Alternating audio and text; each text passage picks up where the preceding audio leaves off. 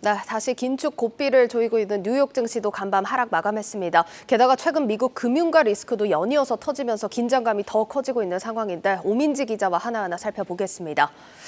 오 기자, 특히 금융주들 낙폭이 컸습니다. 이슈 좀 정리해 볼까요? 네, 일부 미국 금융회사에서 시작된 이 파산 사태가요, 금융 산업에 대한 불안을 야기했고 결국에는 이 금융주 매도까지 이어졌습니다. 현지 시간으로 8일, 우리 시간으로는 어제부터 이 사태가 시작됐는데요. 미국의 실버게이트 캐피탈이 산하에 있는 이 암호화폐 전문 은행인 실버게이트 은행을 청산한다고 발표한 겁니다. 이 실버게이트 은행은요, 암호화폐를 달러나 유로 같은 일반 통화로 바꿔서 보관하는 그런 서비스를 주로 제공했습니다. 예. 그런데 지난해 있었던 이 가상자산 거래소 FTX 이 파산을 하면서 그 여파로 연쇄적인 영향을 받은 겁니다. 이 청산 발표 이후 실버게이트의 주가 무려 42% 넘게 폭락을 했습니다. 암호화폐 가격에도 당연하겠지만 영향이 있었겠는데요. 네, 맞습니다. 이 암호화폐 친화적인 실버게이트 은행이다 보니까요. 이 실버게이트 은행이 청산하면서 비트코인 가격도 오늘 2만 달러가 붕괴되기도 했습니다. 이 JP 모건은요, 이번 실버게이트 사태가 암호화폐 생태계에는 퇴보가 될 것이다 라면서 상당한 타격이 좀 예상된다고 말을 했고요. 마이클 바 연준 금융감독 부의장은요, 은행들이 이 암호화폐를 직접 이 대차 대조표에 보유하는 것은 좀 위험하다라면서 앞으로 추가 가이드라인을 마련하겠다라고 말했습니다. 알겠습니다. 자, 그리고 이게 끝이 아닙니다. 오늘 SVB 파이낸셜에서도 이제 개요톡 뉴스에 이름을 올렸는데 이거는 어떤 사건입니까? 네, 이 SVB 파이낸셜은요, 스타트업을 주로 고객으로 하는 이 지방 은행들을 소유하고 있는 그룹입니다. 예. SVB의 약자이기도 한 이 실리콘밸리 뱅크, 즉 실리콘밸리 은행이 모기업이 되기도 합니다. 네. 이 실리콘밸리 은행이 경영 악화에 따라서 보유 중인 채권을 팔면서 18억 달러의 손실이 발생하게 됐습니다. 네. 이 손실을 메우기 위해서 22억 5천만 달러 규모의 유상증자를 하겠다, 이렇게 발표를 한 겁니다. 네. 그러면서 SVB 파이낸셜의 주가 무려 60.41%나 폭락을 했습니다. 예. 이번 SVB 사태는요, 연준이 공격적인 금리 인상을 단행하면서 시작됐는데요.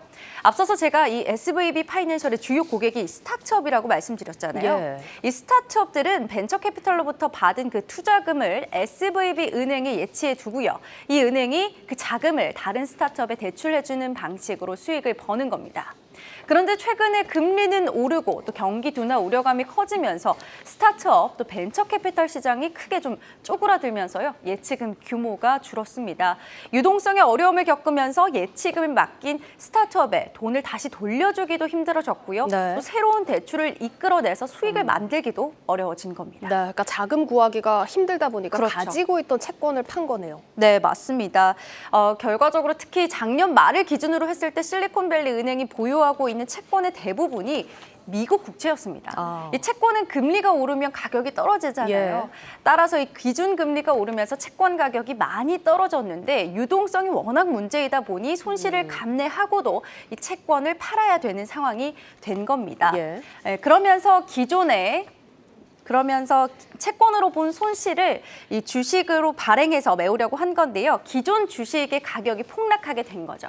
이 월가에서는 이번 실리콘밸리 은행 사태로 금융시장에 그림자가 드리웠다라고 보고 있습니다. 이 스미드 캐피털 그룹은요, 이번 사태에 대해서 금리 인상 중에 금융 시스템의 균열이 온 첫 번째 신호다라고 평가했고요. 예. 또 월가 대형 투자은행인 KBW에서는 실리콘밸리 은행은 역사적으로 굉장히 좀 견조하고 은행 시스템도 잘 갖춰졌는데 이렇게 튼튼한 은행이 위기를 맞으면서 다른 시중 은행들까지도 예치된 현금에 좀 우려감이 표해지고 있다라고 언급을 했습니다. 네, 그러니까 지금 전통 은행들의 사업 구조에서 발생된 문제는 아니지만 경기가 얼어붙는 이런 상황에서 일부 금융 시스템의 균열이 보이고 또 확장되진 않을까 하는 위기감이 짙어지고 있는 걸로 보입니다. 자, 이 여파로 일단 미국 금융주들 타격을 입긴 했는데 주가에 얼마나 타격이 있었던 겁니까? 네, 한번 정리를 좀 해보겠습니다. 뱅크 오브 아메리카가요, 이날 6.2% 하락을 했고요. 예. 웰스파고도 6.18%, JP 모간도 5.41% 하락을 했습니다.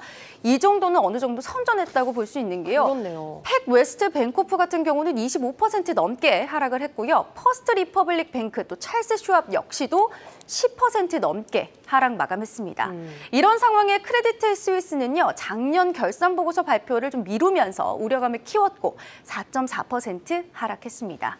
이날 S&P 500의 금융 섹터가 4.1% 떨어졌는데요. 무려 2020년 6월 이후로 1일 하락폭이 가장 컸습니다. 월스트리트 저널에 따르면 미국의 4대 은행 주가가 동시에 급락을 하면서 이날 하루만 시총 총 420억 달러, 우리 돈으로 환산을 해봤더니 62조 원이나 날아갔다고 합니다. 네, 정말 어마어마한 규모입니다. 아직 금리 인상 기조가 또 이어지는 만큼 금융주 투심이나 전망까지도 좋지 못할 것 같은데 월가 시각은 어떻습니까? 네, 월가에서도 이 유동성 위기로 인해서 한계에 도달하게 되는 미국 은행들이 충분히 더 나을 수 있다라고 경고하고 있습니다. 연준이 금리 인상 속도를 다시 올리게 되면 은행들이 많이 보유하고 있는 채권 가치 여전히 더 떨어질 수 있기 때문인데요. 이와 함께 이 투자 자문사인 제니 몽고메리 스콧은요, 투자자들은 연준의 과잉 긴축으로 은행 대출 수요가 줄어들 것이다 라면서 대출 수익 역시도 좀 부정적으로 전망을 했습니다. 결국 연준의 긴축과 맞물려서 금융주들이 전반적인 위기를 맞을 수 있다, 이런 경고인데요. 금융 리스크가 커지고 있는 점 충분히 고려하셔서 투자에 참고하셔야겠습니다. 네, 뉴욕 증시 상황 살펴봤습니다. 고웨스트 오민지 기자였습니다.